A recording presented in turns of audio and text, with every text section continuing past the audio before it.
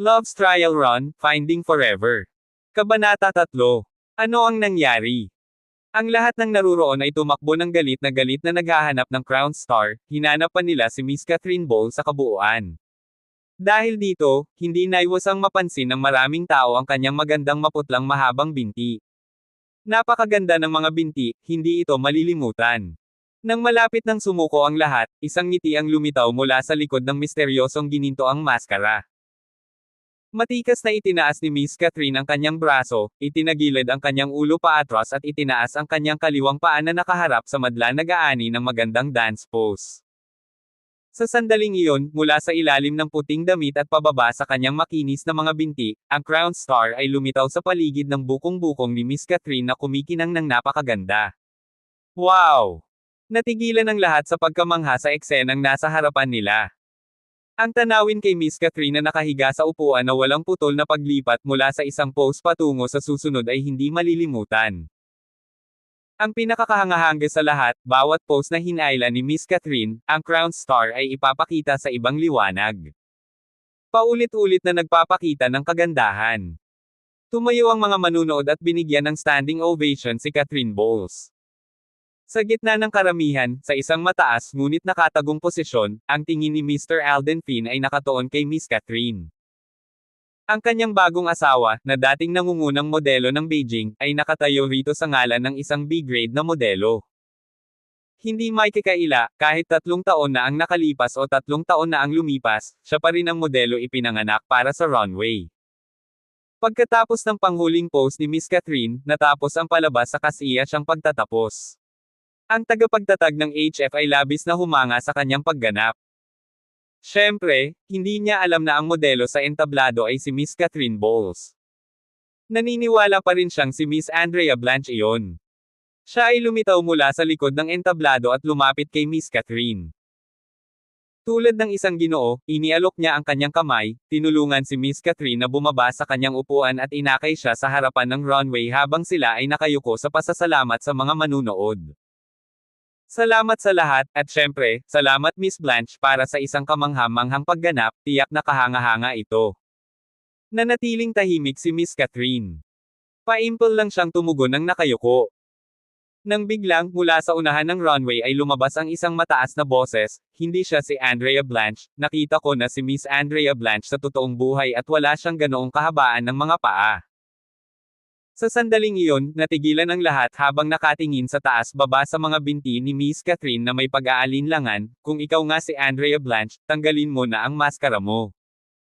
Kung hindi, ang TNE Entertainment ay isang grupo ng mga sinungaling.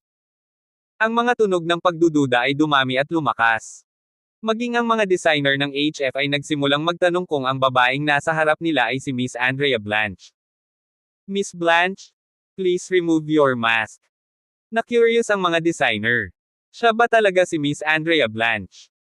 Kung wala talaga siya, kailangan nang matapos ang collaboration nila sa TNE Entertainment. Nag-alinlangan si Miss Catherine, ngunit napapalibutan na siya. Nang walang ibang pagpipilian, dahan-dahan niyang tinanggal ang kanyang maskara. Sa sandaling iyon, lahat ay nagpipigil ng hininga. Sa nakikita ng kanyang mukha, nakilala agad siya ng ilan bilang ang dating sikat na modelo. Si Miss Catherine. Nabalitaan na pagkatapos ma-blacklist si Miss Catherine, ang kanyang katayuan ay ganap na lumala. Siya ay mas masahol pa kaysa sa mga hindi nakapirmang modelo. Sinong mag-aakala na siya ay yumuko ng napakababa para humakbang para sa iba? Sinadya ba niyang gumawa ng hype o napilitan siya dahil sa kanyang sitwasyon ngayon? Catherine, si Miss Catherine talaga. Mabilis na pinalibutan ng mga reporter si Miss Catherine, at hindi siya binigyan ng puwang para makatakas. Miss Bowles, pwede mo bang ipaliwanag ang kasalukuyang sitwasyon? Si Miss Andrea Blanche ang naimbitahang lumabas sa palabas ngayon, pero bakit naging ikaw? From what we know, you were blacklisted 3 years ago. Are you trying to take this opportunity to announce a comeback? Bilang isang sikat na modelo, sinusubukan mo bang kunin ang mga trabaho ni Miss Andrea Blanche? Sinasamantala mo ba ang kanyang pagkakasugat at pagnanakaw ng kanyang pagkakataon na maging tagapagsalita? It's obvious you are just trying to create hype. I knew it. Nasugatan na si Miss Andrea Blanche, paano siya makakadalo sa show? Sikat na supermodel. More like famous super cheap model. Lalong tumindi ang mga tanong ng reporter, sa totoo lang, may mga nagbubuga na ng panlalait. Hindi napapanahong murang modelo. Si Miss Andrea dapat ang spokesperson, ibalik mo sa kanya. Dahan daw ang napilitang umatras si Miss Catherine habang pinalibutan siya ng mga reporter.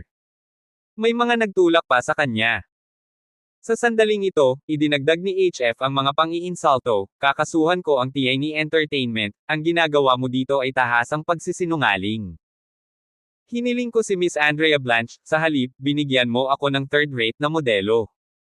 Walang ideya ang taga-disenyo kung gaano kasikat si Miss Catherine 3 taon na ang nakakaraan.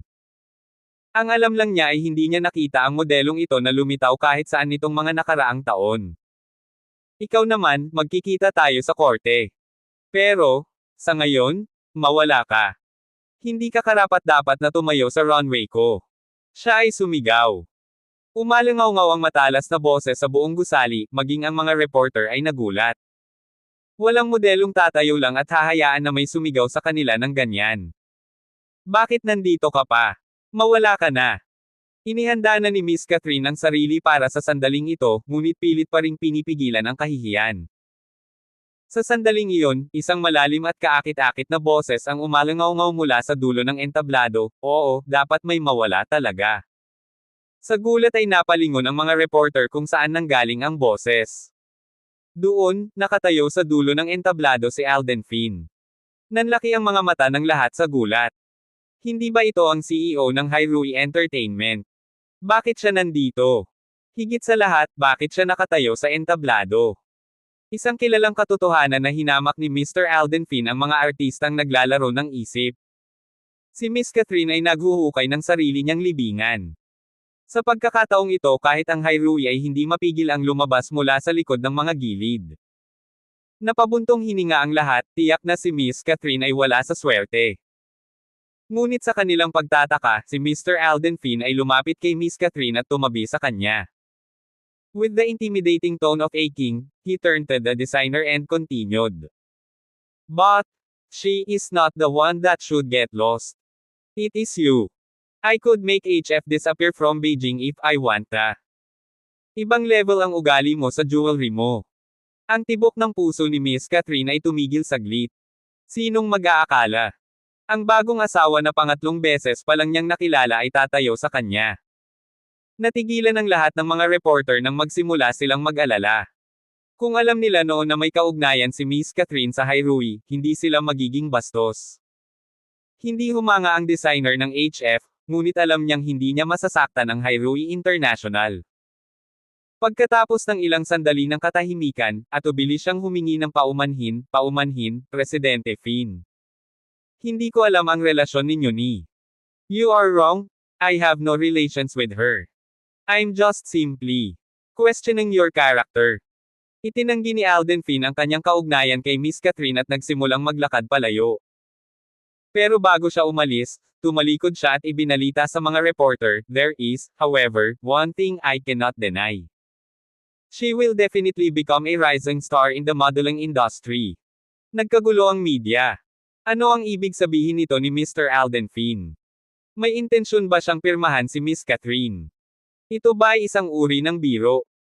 Ano man ang paliwanag, ang mga reporter ay hindi na nang ahas na kumapit kay Miss Catherine. Sa halip, inilipat nila ang lahat ng sisi sa TNE Entertainment. Abangan ang mga susunod pang kabanata ng Love's Trial Run, Finding Forever.